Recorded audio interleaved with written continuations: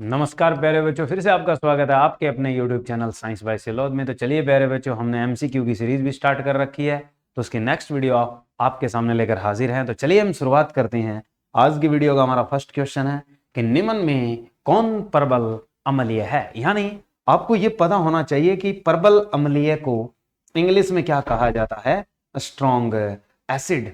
यानी इनमें से कौन सा स्ट्रॉन्ग एसिड है आपके पास। तो एसिड, जब पीएच की बात आती है तो पीएच दिया किसने था, तो वो भी याद रखो आप। तो सोरेनसन्स ने दिया था, याद रखना आपको कि सोरेनसन्स। तो सोरेनसन्स ने गिवन की थी आपकी पीएच स्केल, और पीएच स्केल पे जो आपका न्यूट्रल पॉइंट होता है वो कितना होता है, एम्फोटेरिक पॉइंट 7.0 पे। और इससे नीचे की तरफ जाते हैं, जब पीएच हम 0 की तरफ जाते हैं तो हमारे पास एसिड क्या होता है, स्ट्रॉन्ग। और अगर आपके पास वैल्यू 7 से 14 की ओर जाती है तो आपके पास एसिड कैसा हो जाता है, वीक एसिड 0 से 7 की तरफ जाते हैं, और 14.0 पे स्ट्रॉन्ग कौन बनता है, बेस। तो यानी 7 के पास से इस तरफ अगर चलते हैं तो एसिड किस में कन्वर्ट होने लगता है, वीकनेस में, और स्ट्रॉन्ग क्या होने लगता है, बेस। तो ये प्रॉपर्टी थी हमारे पास इस पीएच स्केल की। अब बात आती है कि हमारे पास इस पीएच में कौन सा अम्ल स्ट्रॉन्ग है, तो वो आपके पास कौन सा होगा, जो 0 के पास पीएच होगी वो आपके पास स्ट्रॉन्गेस्ट एसिड होगा। और अगर बात करें स्ट्रॉन्ग बेस की तो वो पीएच कौन सी होती है, 14। और अगर बात करें हम न्यूट्रल की तो वो पीएच कितनी है, 7। तो ये आपकी पीएच किसके लिए है, न्यूट्रल के लिए। ये पीएच किसके लिए है, स्ट्रॉन्ग बेस के लिए। और ये पीएच किसके लिए देगा, स्ट्रॉन्ग एसिड के लिए। तो ये भी प्रॉपर्टी याद रखो। अब एक बात और भी आती है कि हम जब एसिड की बात करते हैं तो हमारे टीथ जो है डीके होते हैं, वो 5.5 पीएच से क्या आ जाए, नीचे आ जाए तो डीके करने लगते हैं, टूटने लगते हैं। इसके अलावा जो एसिड और बेस हैं उनको हम कई तरीके से पढ़ते भी हैं कि एसिड बेस, जैसे आप टास्ट के अकॉर्डिंग बात करते हो, स्वाद के चलते, तो दो होते हैं। एक आपके पास खट्टे की बात आए तो ये क्या होते हैं, सौर। सौर में आपके पास क्या होते हैं, एसिड। और अगर बात आए कड़वे की तो कड़वे में कौन होते हैं, बाइटर। बाइटर में कौन आते हैं, आपके बेस। तो ये आपके पास प्रॉपर्टी है स्वाद के चलते। एक हम पढ़ते हैं लिटमस पेपर के चलते। यानी जो लिटमस पेपर के चलते पढ़ते हो तो वो आप याद रखो ब्लू। ब्लू जो है रेड में जाता है, तो बुरा करना है तो बुरा ऐसी तैसी कर देता है तो क्या आएगा, एसिड। फिर बात आती है कि रेड से ब्लू कर दे, यानी गुस्से को ठंडा कर दे। तो गुस्सा जब ठंडा हो गया, यानी लाल चीज जली हुई है और उस पर आपने पानी फेंका, पानी क्या माना जाता है, ब्लू। यानी ब्लू किसके अकॉर्डिंग, अर्थ के अकॉर्डिंग। तो ये बात बहुत अच्छी होती है। अच्छी में बात बनती है अक्सार। अक्सार को आप क्या कहते हैं, बेस। तो ये तो प्रॉपर्टी हुई हमारे पास लिटमस के चलते, यानी blue to red, red to blue. इसके बाद बात आती है कि कंसेप्ट आता है कि जो एसिड होता है, यानी अम्ल जो होता है, आर्हेनियस के अकॉर्डिंग H पॉजिटिव आयन देता है जल में घुलकर। और जो बेस होता है, अक्सार जो होता है, वो आपके पास OH नेगेटिव आयन देता है, किसमें, जल में घुलकर। यानी जल में घुलने के बाद, यानी dissolve in water, acid dissociated gives H positive ion, base dissociated provide OH negative ion। तो these are known to be acid and base। तो ये कौन से एसिड और बेस हैं, तो ये आपके आर्हेनियस एसिड और बेस हैं। आर्हेनियस भी एक वैज्ञानिक हुआ है जिसने अम्ल और अक्सार की क्या व्याख्या भी की है। एक ब्रॉन्स्टिड आया था, ब्रॉन्स्टिड ने क्या कहा कि जो H पॉजिटिव देता है, यानी ब्रॉन्स्टिड क्या कहता है, ब्रॉन्स्टिड कहता है कि H पॉजिटिव गिवन करने वाला, यानी प्रोटॉन देता है, गिवन करता है, देता है प्रोटॉन। यानी ब्रॉन्स्टिड ने बात की थी किसकी, प्रोटॉन की। तो जो प्रोटॉन देता है वो आपके पास क्या होता है, एसिड। और जो प्रोटॉन लेता है, यानी टैक करता है, टेकन करता है, वो आपके पास क्या होगा, बेस। तो ये प्रॉपर्टी, ये थ्योरी किसकी थी, ब्रॉन्स्टिड की। लेविस की भी आई थी, वो इलेक्ट्रॉन पेयर के ऊपर डिपेंड करती है, वो भी बताएंगे आपको। चलिए अब बात आती है हमारे पास है नेक्स्ट क्वेश्चन की। नेक्स्ट क्वेश्चन क्या है प्यारे बच्चों की, अदिश राशि है कि आपसे पूछा यह गया है कि which is be the non vector quantity means scalar quantity. ये आपको बताया था कि जो आपकी फिजिकल क्वांटिटी होती है वो आपके पास दो टाइप की होती है कि एक स्केलर होती है, दूसरी वेक्टर। जो आपकी एदिस है, एदिस का अर्थ होता है बिना दिशा के, ए वर्ड लग गया और दिस के आगे है, तो जो बिना दिशा के होती है वो कौन सी होती है? स्केलर। जहां पे बल शब्द आया, याद रखो, जहां पे क्या आया है? बल शब्द। बल जो होता है वो फोर्स है, आघूर्ण हो चाहे आपके पास लीनियर फोर्स हो, ये कैसी क्वांटिटी होती है? वेक्टर क्वांटिटी होती है, एक सदिश राशि होती है, ये याद रखो। ऊर्जा, ऊर्जा आपके पास किसके चलते है? कार्य। और कार्य क्या होता है आपके पास? बल। और गुणा आपका क्या आता है? विस्थापन। तो बल और गुणा जो विस्थापन आती है, ये आपकी वेक्टर तरीके में यूं लिखी जाती है एफ डॉट एस, और इसकी वैल्यू क्या आती है आपकी? F S cos theta. तो ये आपके पास कैसी इकाई है? ये आपकी एदिश इकाई है। फिर एक दिया है संवेग। संवेग आपके पास क्या होता है? यानी मोमेंटम, लीनियर मोमेंटम। संवेग क्या है आपके पास? है लीनियर मोमेंटम। तो लीनियर मोमेंटम किससे लिखा जाता है? mv। ये किस पे डिपेंड करता है? वेलोसिटी। तो ये भी स्केलर, ये भी वेक्टर है, और ये सभी है, ये सभी हो नहीं सकता। तो इसलिए हमारा जो आंसर है वो क्या आपके पास है? ऊर्जा। तो ऊर्जा जो है, एनर्जी है, वो किस तरह की क्वांटिटी है? वो आपकी एक स्केलर क्वांटिटी है। किसकी तरह है? वर्क डन की ओर। जो आघूर्ण बल है, ये आपके पास क्या है? टॉर्क। जो बल आघूर्ण होता है, इसे हम क्या कहते हैं? टॉर्क। और टॉर्क जो लिखा जाता है वो किससे लिखा जाता है? टाउ। और ये वैल्यू क्या होती है? F D theta. तो यानी हमारे पास ये एक तरह से एंगुलर फोर्स है जो एफ डी थीटा से रिप्रेजेंट करते हैं हम। तो ये प्रॉपर्टी थी हमारे पास एदिश राशि की, स्केलर क्वांटिटी की, और वेक्टर आपको पता ही है जिनके पास क्या होती है? दिशा। अब आगे चलते हैं नेक्स्ट क्वेश्चन की ओर प्यारे बच्चों। नेक्स्ट क्वेश्चन क्या कहता है हमारे पास? लिटमस रंजक। लिटमस रंजक आपके पास बैंगनी रंग का होता है, जो निकाला जाता है या निकला जाता है। किससे निकाला जाता है इसको? इसको हमारे पास पहले तो याद रखो, लिटमस एक तरह का विलयन है, द्रवित विलयन है, या इसकी स्ट्रिप्स तैयार की जाती है। वो स्ट्रिप्स मिलाकर तैयार की जाती है, अपने आप नहीं होती। इसका ओरिजिनल कलर होता है आपके पास पर्पल। अब बात आती है मिलता किससे है। लिटमस का अर्थ है कि हमें लेट के मनाना है। मनाना है तो क्या करवाना है? लाइक। लाइक से वर्ड याद रखना है लाइकेन। और लाइक किसे करवाना है? लेट के। आप नाक रगड़ते हो, मत्था रगड़ते हो, लेट के जाते हो। जब कोई देवता आपका रूस जाता है, रूस जाता है तो उससे वर्ड याद रखना है रोसेला। तो आपके पास कौन सी लाइकेन से लिटमस पत्थर निकाला जाता है? लाइकेन से। और लाइकेन आपकी एक तरह से प्राकृतिक प्राकृतिक प्रदूषक सूचकांक भी है, यानी नेचुरल पॉल्यूशन इंडिकेटर। तो प्राकृतिक प्रदूषक सूचकांक कहा जाता है इसे। तो प्राकृतिक प्रदूषक सूचकांक का अर्थ क्या होता है? नेचुरल पॉल्यूशन इंडिकेटर, यानी नेचुरल पॉल्यूशन इंडिकेटर। और ये पॉल्यूशन मापता किसका है? किस गैस का पॉल्यूशन मेजर करता है? सल्फर डाइऑक्साइड का। जहां कहीं भी सल्फर डाइऑक्साइड होगी वहां पे लाइकेन मृत हो जाती है, यानी लाइकेन डेड हो जाती है। तो जिस क्षेत्र में सल्फर डाइऑक्साइड ज्यादा होगी वहां लाइकेन मृत हो जाएगी। और आपकी सल्फर डाइऑक्साइड जो है, ये आपकी ज्यादातर किस घटकों से निकलती है? जैसे आपके पास डीजल है, डीजल जो ईंधन है उसमें से कौन सी गैस मुक्त होती है? Sulphur dioxide. तभी डीजल पे क्या लगाई जाती है? रोक लगाई जाती है। वर्ल्ड के अंदर तभी जो डीजल है वो कौन सा डीजल यूज होने लगा है? बायोडीजल।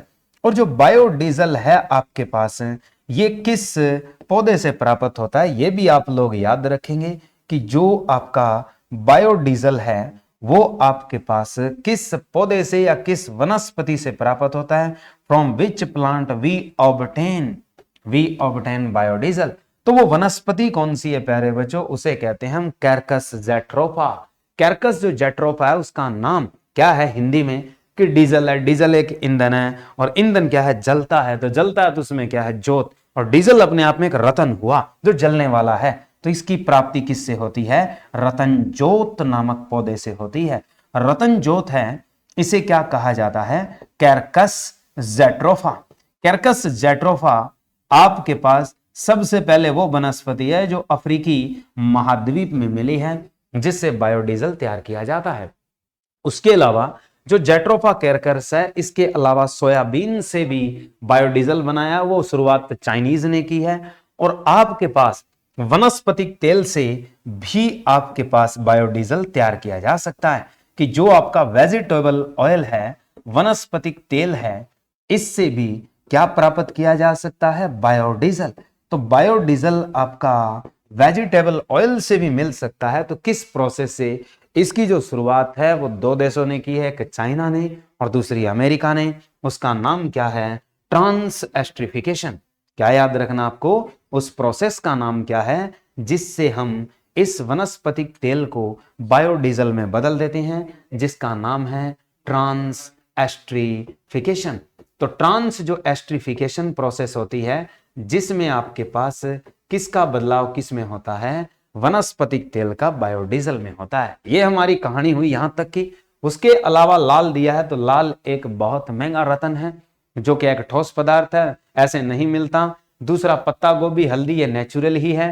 पेचुनिया फूल, ये भी क्या है, छोटे छोटे फूल देखे होंगे आजकल मार्केट में जब जाते हो तो कहीं नर्सरी लगी हुई है, तो रंग बिरंगे छोटे छोटे क्या है, कप में फूल लगाए होते हैं, वो पेचुनिया के फूल हैं। पत्ता गोभी भी एक तरह का इंडिकेटर है, नेचुरल है। हल्दी भी एक आपका नेचुरल इंडिकेटर है। लेकिन बात की थी उसने लिटमस की, उसका आंसर क्या आपके पास लाइकेन है। चलिए आगे आता है प्यारे बच्चों नेक्स्ट क्वेश्चन। नेक्स्ट क्वेश्चन क्या कहता है? निम्न में से कौन सी अभिक्रियाओं के युग्म हमेशा साथ साथ होते हैं? यानी which those reactions are in couple form, यानी कौन सी रिएक्शन हमेशा कपल में होती है? तो एक वर्ड बताते हैं प्यारे बच्चों, हमेशा याद रखना कपल की बात आती है तो रेडॉक्स प्रोसेस। यानी रेडॉक्स का मतलब है रिडक्शन भी और प्लस ऑक्सीडेशन भी। तो हमारे पास ऑक्सीडेशन और रिडक्शन हमेशा किस में होती है? कपल में। यानी संयोजन होती है एडिशन या कंबस्शन। संयोजन जो होती है ये क्या होती है? कंबस्शन की फॉर्म या कॉम्बिनेशन की फॉर्म। दूसरा नाम क्या है इसका? कॉम्बिनेशन, यानी जोड़ना। और जोड़ने में क्या है? सिर्फ एक प्रोसेस होती है, विघटन, तोड़ना। यानी ये आपके पास है डिसोसिएशन। तो आपकी जो डिसोसिएशन प्रोसेस है और टूटना और जुड़ना दोनों एक साथ नहीं हो सकती। अवक्षेपण, इसे कहते हैं प्रेसिपिटेशन। और विस्थापन क्या होती है? डिस्प्लेसमेंट। ये भी आपकी दोनों एक साथ नहीं हो सकती। उदासीनीकरण, ये आपकी होती है न्यूट्रलाइजेशन। न्यूट्रलाइजेशन और विस्थापन क्या होती है? डिस्प्लेसमेंट। ये भी आपकी एक साथ नहीं होती। ऑक्सीकरण और अवकरण, ऑक्सीकरण क्या होती है? ऑक्सीडेशन। अवकरण क्या होती है? आपके रिडक्शन। हिंदी में दो नाम और याद रखना, इस ऑक्सीकरण को उपचयन कहते हैं और इस रिडक्शन को अपचयन कहते हैं। तो कौन सा कॉम्बिनेशन आएगा आपके पास? Option number D. ये हमारा क्या आंसर है, जिसमें रिएक्शन हमेशा किसमें होती है? कपल में। बाकी हम रिएक्शन भी पढ़ाएंगे। चलिए नेक्स्ट क्वेश्चन क्या है हमारे पास? नेक्स्ट क्वेश्चन कहता है कि हल्दी, लिटमस पत्थर आदि किस प्रकार का सूचक है? अभी बता के आए हैं प्यारे बच्चों कि जो हल्दी है, लिटमस पत्थर है, यानी आपके पास हल्दी और लिटमस पत्थर दोनों किस प्रकार के सूचक हैं? कि ये संश्लेषित है। संश्लेषित का अर्थ होता है कि ये सिंथेटिक है, तो नहीं है सिंथेटिक। कैसे होते हैं आपके पास? Only and only natural. तो ऑप्शन क्या आपका? बी। ये आपके पास नेचुरल और क्या है? सिंथेटिक। तो ये भी नहीं है। सभी हो नहीं सकता, तो ये भी नहीं है। अभी थोड़ी देर पहले बताया था हल्दी और लिटमस पत्थर किस तरह के सूचक होते हैं? नेचुरल, यानी आपके पास बिल्कुल प्राकृतिक सूचक हैं। आगे आती है बात, इमली में कौन सा अमल होता है? कि इमली में जो अमल है वो कौन सा है? तो इमली आपके पास खट्टी है, और खट्टी है तो टर्टर करते हो खाने के बाद। तो कौन सा अमल आपके पास है? टार्ट्रिक अमल। टार्ट्रिक अमल एक जगह और भी इस्तेमाल होता है प्यारे बच्चों। कहाँ इस्तेमाल होता है? कि जो बेकिंग सोडा होता है और उससे क्या बनाया जाता है? Baking powder. यानी बेकिंग जो पाउडर है आपके पास, बेकिंग पाउडर किससे बनता है? तो बेकिंग पाउडर आपका बनता है बेकिंग सोडा से, यानी खाने वाले सोडा, मीठा सोडा से। और उसके साथ क्या मिलाया जाता है? टार्ट्रिक अमल। तो टार्ट्रिक अमल और आपके पास बेकिंग सोडा मिलाकर क्या तैयार किया जाता है? बेकिंग पाउडर तैयार किया जाता है, जो केक बनाने में, डबल रोटी बनाने में काम करता है। और वहां से गैस कौन सी छोड़ता है? वो जिसे फ्लफी बनाता है, वो होती है CO2। अब एक मिथेनोइक अम्ल दे रखा है। मिथेनोइक अम्ल आपका कहाँ देखने को मिलता है? मिथेनोइक अम्ल आपका ये होता है, वैसे इसे कहते हैं फॉर्मिक एसिड, HCOOH होता है। और वैसे इसका नाम क्या होता है? कॉमन जो नेम है वो होता है फॉर्मिक एसिड। तो यानी फॉर्मिक एसिड फॉर्मिका कहा जाता है। क्यों कहा गया? फॉर्मिका जो वर्ड मिलता है वो आपका एक इजिप्शियन लैंग्वेज का वर्ड है। और इजिप्शियन लैंग्वेज कहाँ यूज होती है इस वर्ड के लिए? कि जो लाल चिंटी होती है उनको कहा जाता है फॉर्मिका, यानी लाल चिंटी, जो पतली पतली छोटी छोटी बड़े उड़ती कीड़ी होती है, जो अपने रसोई में ज्यादा घूमती है, मिट्टी के ऊपर ज्यादा होती है, तो ये लाल चिंटी होती है। इनके काटने से क्या जाता है हमारे शरीर में? Formic acid.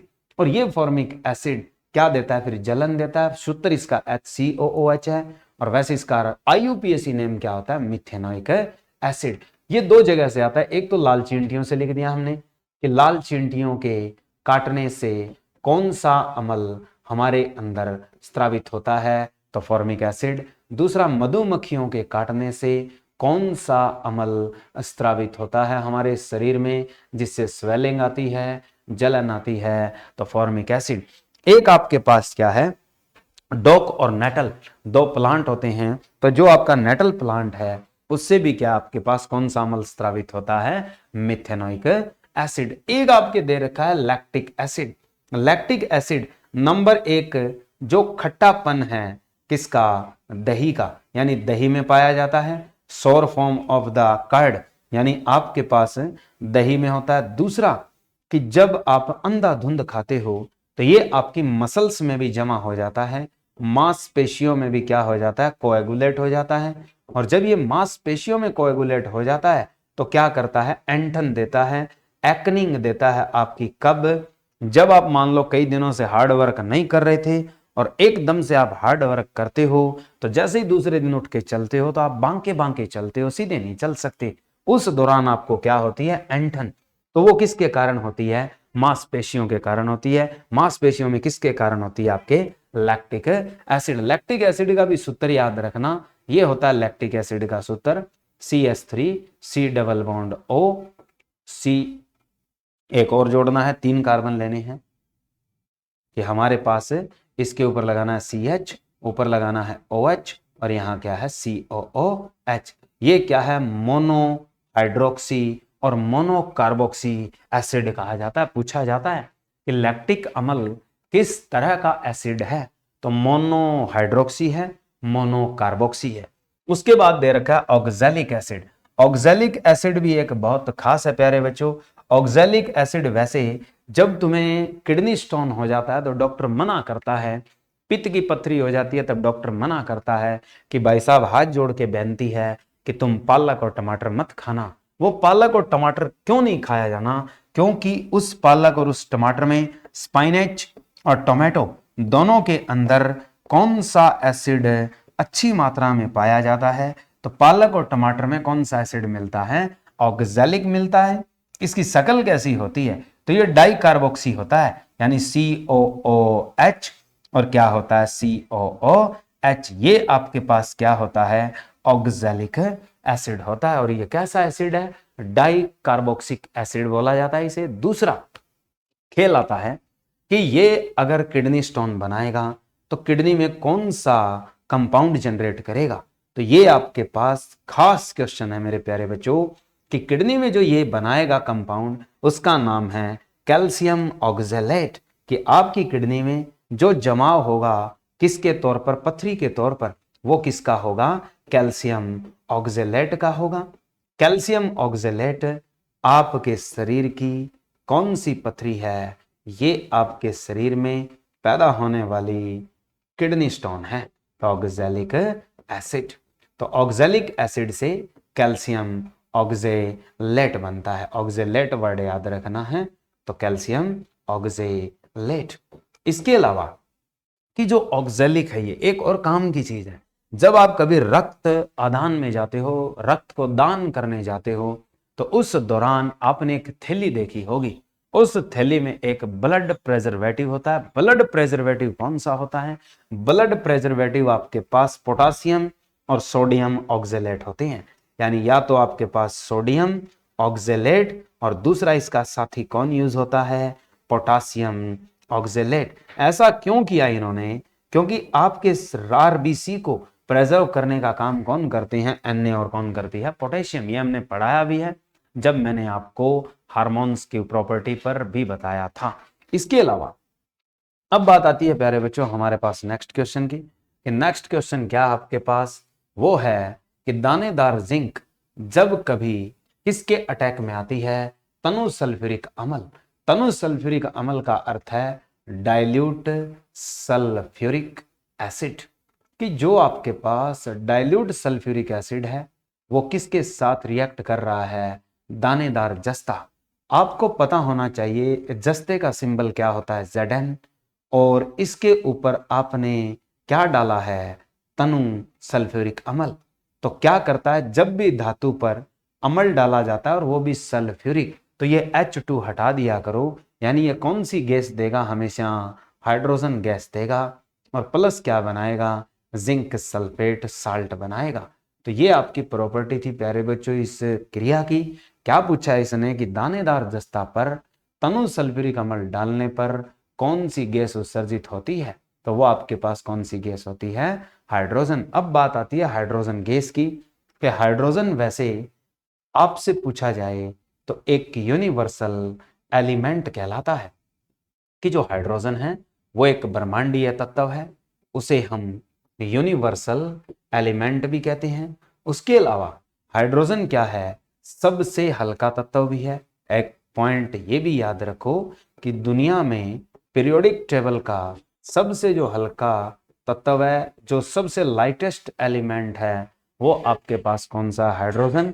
और अगर यहीं पे क्वेश्चन टैग कर देता कि सबसे हल्की धातु कौन सी है, तो सबसे हल्की धातु कौन सी आपके पास, सबसे हल्की धातु है लिथियम। तो लिथियम को स्टोर कहाँ किया जाता है, मोम में। तो लिथियम का स्टोर कहाँ पे होता है, मोम में। कैसे याद रखोगे, जैसे बारिश आ जाती है, बारिश आती है तो ज्यादातर अक्सर लोग अपने फोन डालने के लिए किसका इस्तेमाल करते हैं, लिफाफे का। लिफाफा क्या आपका, मोम। ये जनरल सी बात है। अब मोम है और फोन आपने मोम में डाला है, और फोन में यूज होती है क्या, लिथियम। तो लिथियम का स्टोरेज कहाँ होता है, मोम, यानी किस में किया जाता है, वैक्स, जिसे आप क्या कहेंगे, वैक्स में किया जाता है। और लिथियम वैसे क्या है, सबसे हल्की धातु है। जब ये बात आई हमने बता दी। इसके अलावा एक दे रखा है तुम्हें सल्फर डाइऑक्साइड। सल्फर डाइऑक्साइड बताया ही था आपको कि एक पॉल्यूटेड गैस है। सल्फर डाइऑक्साइड की दूसरी साथी गैस कौन सी होती है, NO2, और तीसरी साथी गैस कौन सी होती है, कार्बन डाइऑक्साइड। ये तीन गैस हैं आपकी जो एसिड रेन प्रोड्यूस करती है। जो सल्फर डाइऑक्साइड से एसिड बनता है, सल्फ्यूरिक एसिड। दूसरा नाइट्रोजन डाइऑक्साइड से बनता है नाइट्रिक एसिड। कार्बन डाइऑक्साइड से क्या बनता है, कार्बोनिक एसिड। ये वही कार्बन डाइऑक्साइड है खुले में पानी का स्वाद बदल सकती है। अगर पूछा जाए कि जो खुला भौम जल पड़ा है, यानी भूमि से हमने नलके से जल निकाल के रखा है, घड़े में पड़ा है, खुले घड़े में पड़ा है, खुले डिग्गी में पड़ा है, तो उसका स्वाद क्या हो सकता है, बदल सकता है। तो वो स्वाद किसके कारण बदलता है, CO2 के कारण। CO2 क्या देती है, कार्बोनिक एसिड H2CO3, और यही कोल्ड ड्रिंक्स में होता है जो आपके स्वाद को चेंज करता है। और ये आपके पास क्या बनाती है, HNO3, और ये आपके पास क्या बनाती है, H2SO4। इसी पे क्वेश्चन आता है कि अम्लीय वर्षा में खास तौर पर कौन सा अम्ल जो ताजमहल के रंग को भी फेड करता है, वो कौन सा आपका, सल्फ्यूरिक एसिड। तो ये प्रॉपर्टी थी हमारे पास प्यारे बच्चों इस क्वेश्चन की। ऑक्सीजन गैस के बारे में सारे जानते हैं कि हमारे पास सवर्ण तत्व है। सवर्ण यानी श्वास लेने के लिए जो तत्व चाहिए वो कौन सा होता है, ऑक्सीजन। यानी आपसे पूछे कि एक लिविंग ह्यूमन बॉडी के अंदर सबसे ज्यादा अमाउंट किसकी होती है, तो किसकी होती है, वो ऑक्सीजन की होती है। और अर्थ क्रस्ट का एलिमेंट और सरफेस का भी पूछा जाता है, तो अर्थ सरफेस का कौन सा होता है, ऑक्सीजन होता है। चलिए इसके बाद भी हमारे पास प्रॉपर्टी आती है कि किसी अम्ल में मुख्य रूप से एक परमाणु अवश्य मौजूद रहता है जो धातु से अभिक्रिया कर एक गैस उत्पन्न करता है, कि अम्ल। अब बात आती है कि जब अम्ल की बात करता है तो अम्ल दो तरह के होते हैं, अच्छे से याद रखना दिमाग में। एक होता है हाइड्रा एसिड और दूसरा होता है ऑक्सी, यानी एक हाइड्रा एसिड है और दूसरा कौन सा है, ऑक्सी एसिड्स, यानी एक हाइड्रा अम्ल और दूसरा क्या है, ऑक्सी अम्ल। हाइड्रा अम्ल क्या होता है कि जिसमें केवल हाइड्रोजन उपस्थित हो, यानी वो एसिड, ऐसा अम्ल जिसमें क्या उपस्थित हो, केवल हाइड्रोजन हो साथ में, किसके, जैसे अम्ल जिसमें केवल क्या हो, हाइड्रोजन हो, ऑक्सीजन ना हो, जैसे HF आता है, HCl आता है, HBr आता है और क्या आता है, HI। इन पांचों को हम कौन सा एसिड कहते हैं, हाइड्रा एसिड कहते हैं। अब एक और बात, ये जब हाइड्रा एसिड हैं, इनमें सबसे स्ट्रॉन्ग कौन सा है, तो HI, ये सबसे ज्यादा क्या है, स्ट्रॉन्ग एसिड है, हाइड्रोजन आयोडाइड। और इसमें HF का इस्तेमाल बहुत इंपॉर्टेंट है कि HF वो हाइड्रा एसिड है जिसे कांच के बर्तन में नहीं रखा जाता, इसे प्लास्टिक की बोतल में भरा जाता है। ऐसा क्यों, क्योंकि ये कांच को कोरोड करता है। तो इसीलिए कांच पर अगर खुदाई करनी है, कांच का मतलब है ग्लास, यानी कांच पर अगर खुदाई करनी हो तो या कलाकृति करनी हो या उसे किसी और चीज में बदलाव देना हो तो हम किसका इस्तेमाल करते हैं, हाइड्रोफ्लोरिक एसिड का।